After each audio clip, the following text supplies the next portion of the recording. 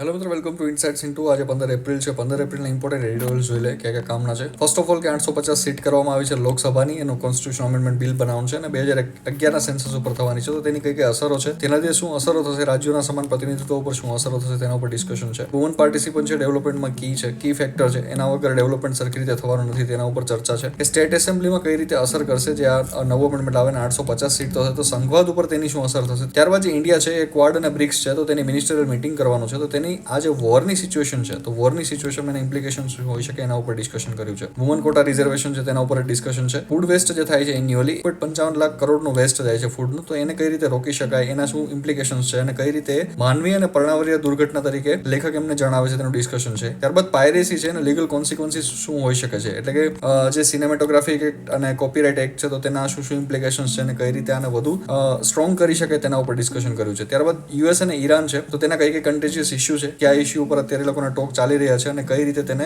અટકાવી શકાય તેના ઉપર ડિસ્કશન છે. ત્યારબાદ ઇન્ડિયા છે એ ગ્લોબલ કેપિટલ એટલે કે એશિયાનો એક હોમ બની શકે છે ગિફ્ટ સિટીનો યુઝ કરીને, કે બધું એકચ્યુઅલી વારની સિચ્યુએશન વર્લ્ડ ઇકોનોમીને ચાલી રહી છે, તો બધા એક પ્લેસ ગોતે છે કે ત્યાં તે લોકો ફાઇનાન્સને પાર્ક કરી શકે, તો ઇન્ડિયાનું કામ એક કરી શકે છે. ત્યારબાદ ફરીથી વુમન કોટા ઉપરનું ડિસ્કશન છે અને સેમ એડિટોરિયલ આમાં પણ વુમન કોટા ઉપરનું ડિસ્કશન. ત્યારબાદ જે રિલીજિયસ ફ્રીડમ છે તે અને રાઇટ ટુ લાઈફ વચ્ચેના જે ખતરાના, એટલે કે જે દાઉદી વોરા સમાજમાં જે પણ મહિલાઓના જનનક ઉપર જે કાર્ય કરવામાં આવે છે તેના ઉપર છે કે રાઇટ ટુ લાઈફ અને રિલીજિયસ ફ્રીડમ છે તે બંને વચ્ચે કઈ રીતે એક સંઘર્ષ ચાલી રહ્યો છે. ત્યારબાદ જે રાઇટ ટુ વોટ છે અને રાઇટ ટુ કન્ટેસ્ટ એટલે કે મતદાન કરવાનો અને લડવાનો, એ બંને કઈ રીતે અલગ છે, તે બંધારણીય છે કે કાયદાકીય છે, તે બંને વચ્ચેનો ડિફરન્સ છે તે ડિસ્કશન કર્યો છે. ત્યારબાદ GS3માં જોઈએ હવે કે એક સેલ થેરેપી છે, એ સાયન્ટિફિક વસ્તુ છે, વાંચવી તો ઠીક છે, બાકી એટલી બધી જરૂર નથી. જે મેડિકલાઇઝેશન ઇન ઇન્ડિયા એટલે કે જે દવાઓનો દુરુપયોગ અથવા તો એક્સેસિવ યુઝ થાય છે તેના ઉપર ડિસ્કશન છે કે કઈ રીતે તે જીવનશૈલીના રોગો છે તેનો ઉકેલ લાવી શકે છે કે નહીં, તેના ઉપર છે. ત્યારબાદ જે legislative vacuum in India's heat crisis એટલે કે જે અહીંયા આપણે જે હીટવેવ થાય છે, તો હીટવેવને ડિઝાસ્ટર તરીકે કઈ રીતે એક શૂન્ય અવકાશ છે કે નાણાકીય કાયદાકીય રીતે કઈ રીતે તેમાં કામ કરવું જોઈએ તેના ઉપર કોઈ ક્લેરિટી નથી. ત્યારબાદ જે કન્ઝપ્શન ગ્રોથ છે એકદમ ઇકોનોમિક ટોપિક છે, એના પર ડિસ્કશન કરવાની જરૂર નથી. ત્યારબાદ છે કે ઇકોલોજી છે અને રિવર ટેકિંગ ફેથ એટલે કે જે નદીમાં આપણે